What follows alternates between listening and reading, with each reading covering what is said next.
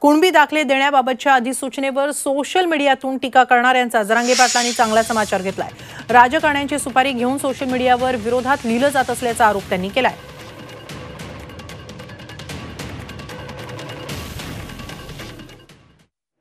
मग तुम्ही काय उपकार नाही केला, आता जे दिलं ते पण माझा मराठा समाज करोडोच्या संख्येनं लढलाय तेव्हा तुम्ही दिले। हे मराठ्यांचं श्रेय राहणार आहे पूर्ण, तुम्हाला कोणालाही मिळणार नाही। तुम्ही किती सोशल मीडियावर लिहिलं तरी 39 लाख, दुसरा मुद्दा 39 लाख मराठ्यांना आतापर्यंत प्रमाणपत्र मिळाले। या आंदोलनाचं यश नाही का? कोण सोशल मीडियावर लिहितोय तो भंगार लिहितो, नुसता घरी झोपतो, कोणत्या तरी राजकारण्याचं ऐकतो, सुपारी घेतो। विरोधी पक्ष सत्ताधारी सगळे एकवटले त्याच्यात आणि यांनी अंधारातून त्यांच्या पडद्याच्या पाठीमागून कार्यकर्ते पुढे घातले।